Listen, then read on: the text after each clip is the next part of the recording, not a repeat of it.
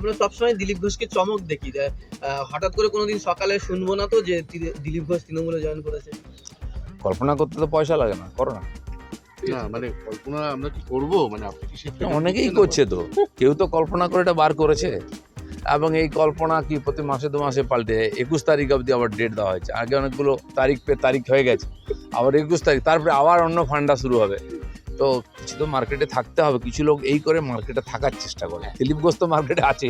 দাদা এখন তো সেই তিক্ততা নেই, আপনি তো জগন্নাথ মন্দির গেছেন, কুণাল অরূপ সবার সাথে আমার আপনার সঙ্গে বসে চা খাওয়াটাও না সেই তিক্ততা নেই। কোনাল হরূপের সঙ্গে আমার আগে থেকে পরিচয় ছিল, এখনো আছে, আগামী দিনেও থাকবে। আমি রাজনীতি করি না করি, ওরা করুক না করুক, কে কোনো পার্টি থাকবে, তার সঙ্গে রাজনীতির সম্পর্ক দিলীপ ঘোষ এরকম ভাবে না। আজকে আমার পার্টিতে, কালকে টিএমসি ছিল, আমার শত্রু ছিল, কাল চলে আমার কাছে বসলো, আমার বন্ধু হয়ে গেল, পরশু আবার চলে গেল, আমার শত্রু হয়ে গেল। দিলীপ ঘোষের বন্ধুত্ব শত্রুতা এত হালকা নয়। যারা এভাবে করে তাদের রাজনীতির ব্যবসা করে, তাদের সমস্যা আছে, ঠিক আছে থাকতে হয়। দিলীপ ঘোষের এরকম সমস্যা নেই। কিন্তু দাদা বলা হচ্ছে যে জগন্নাথ দেবকে সাক্ষী রেখে শ্রমিক ভট্টাচার্য বলছেন যে বঙ্গোপসাগরেই তৃণমূলকে বিসর্জন দেব, ওই জগন্নাথ মন্দিরে বিজেপির পক্ষ থেকে আপনি প্রতিনিধিত্ব করেছেন। আমি কারো প্রতিনিধিত্ব করিনি।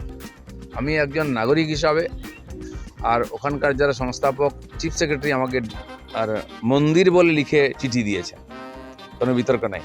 সেই জন্য আমি একজন সম্মানীয় নাগরিক হিসেবে, সম্মানীয় সরকারি আয়োজন ঠিকই আছে, আমি গেছি। কারণ আমি মনে করি ওই মন্দির তৈরিতে আমারও ট্যাক্সের টাকা আছে, সমাজের টাকা আছে, কারো পৈতৃক সম্পত্তি নেই।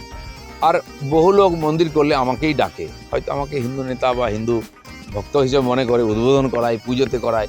আগামী 20 তারিখ আমাকে উত্তরপাড়ায় ডেকেছে, সপরিবারে গিয়ে রুদ্রাভিষেক করবো ওটা শিব মন্দিরে। তো তারা যদি ডাকে আমি যাব না? কোন পার্টির কে কী করতো, তার বাবা কি পার্টি করে, তার ছেলে কি করেছে, আগামী দিনে কী করে, ওই ভেবে আমি কারোর সঙ্গে বন্ধুত্ব করব। দাদা আপনার রাজনৈতিক ভবিষ্যৎ তাহলে কি দাঁড়াবে? সেটা পার্টি ঠিক করবে, কার ভবিষ্যৎ কে ঠিক করতে পারে সে তো লেখা আছে ভগবানের খাতা। আপনি নিজে কি ক্যালকুলেট করছেন, মানে কোন দিকে যাচ্ছে ব্যাপার? আমাকে ভারতীয় জনতা পার্টি নিয়ে এসে তার জায়গা দিয়েছে পার্টিতে। আমি রাজনীতি করতে নিজের থেকে আসিনি, আমার সেটা কোনোদিন করিও নি। পার্টি চেয়েছে, আমি একজন কর্মী হিসাবে পার্টিতে এসেছি। পার্টি আমাকে সাধারণ সম্পাদক রাজ্যে বানিয়েছে, সভাপতি 2 বার বানিয়েছে, আমাকে এমএলএ বানিয়েছে, এমপি বানিয়ে টিকিট দিয়েছে। আমি কোনোদিন কিছু চাইনি পার্টির কাছে। আর এমনকি আজকে পার্টি আমাকে যে গাড়ি দিয়েছে আমি ব্যবহার করছি, বা সিকিউরিটি, সেটাও আমি কোনোদিন চাইতে যাই। ঘটনা পরিপ্রেক্ষিতে পার্টির প্রয়োজন মনে হচ্ছে। পার্টির যদি মনে হয় আমি সাধারণ কর্মী হিসেবে কাজ করব, তো আমি যেরকম করছি করবো, আগে কোনো পদ নেই। পার্টি যেখানে আমি ডাকে সেখানে আমি যাই, যেখানে ডাকে না সেখানে যাই না। এটাকে আমি পার্টির সিস্টেম মনে করি। টিএমসি কি অনুব্রতর দ্বারা অপদস্থ হচ্ছে না, মনোজিতের দ্বারা অপদস্থ হচ্ছে না, বা পার্থবাবুর মতো আর বালুবাবুর মতো লোকেরা কি কম অপদস্থ করেছে টিএমসিকে?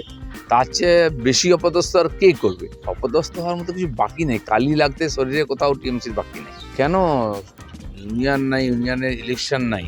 ইলেকশন তো হয় না কয়েক বছর, তো ইলেকশন হবে না তো চাবি খোলার প্রশ্ন আসছে কেন?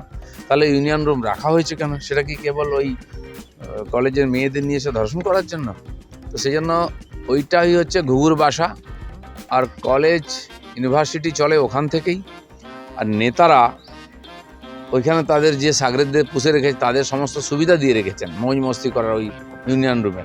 এটা কোনোদিন বন্ধ হবে না। এটা কে দেখবে বন্ধ হয়েছে কি খোলা আছে? মমতা ব্যানার্জিকে আমরা দেখি কিছু একটা ঘটনা হলে মানে স্টেটমেন্ট দেয়, এটা চলবে না, এটা করতে দেবো না, তারপর আবার চলতে থাকে। তো এর উপরে কেউ ভরসা করে না। বিজেপির সংবিধানে কোথাও লেখা নেই বা কোনো ম্যানিফেস্টোতে লেখা নেই যে হিন্দুই কেবল আমাদের সঙ্গে হিন্দু হিন্দু ভাই ভাই। পলিসি হতে পারে, কোনো বিষয়ের ব্যাপারে হতে পারে। সেজন্য বিজেপি সর্বভারতীয় পার্টি, ভারতীয় সংবিধানের উপর সম্পূর্ণ ভরসা রাখে এবং নিজের সংবিধানের উপর ভরসা রেখে পার্টি করে। বিশেষ কোনো ঘটনা হয়ে গেলে সেখানকার মানুষের প্রতিক্রিয়া হতে পারে। আর এটা ঠিক যে আজকে পশ্চিমবাংলার মুসলিম সমাজকে টিএমসি রাজনৈতিকভাবে এত ব্যবহার করছে, ফলে তাদের সমস্ত দোষকে মার্জনা করা হচ্ছে। তারা নিঃশব্দে নির্ভয়েতে আর সমস্ত অপরাধ করছে, পুলিশের হিম্মত নেই এফআইআর নেওয়া। সেজন্য এই ঘটনা বাড়ছে। এমনকি যে কসবা কলেজে যে মূল দোষী, সে একটি মুসলিম ছেলে, সেই ধর্ষণ করেছে, প্রথম এফআইআর এটা এসছে। অনুজিতের নাম এসে কিন্তু সে তার চেলা। তো সেই জন্য এই ধরনের ঘটনা হয় যেন মানুষ প্রতিক্রিয়া দিচ্ছেন, এটা সমাজের পক্ষে তো ভালো নয়।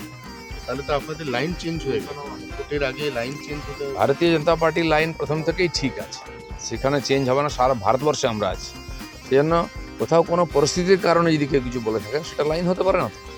লাইন তো ভারতীয় জনতা পার্টি দিল্লি থেকে ঠিক করে।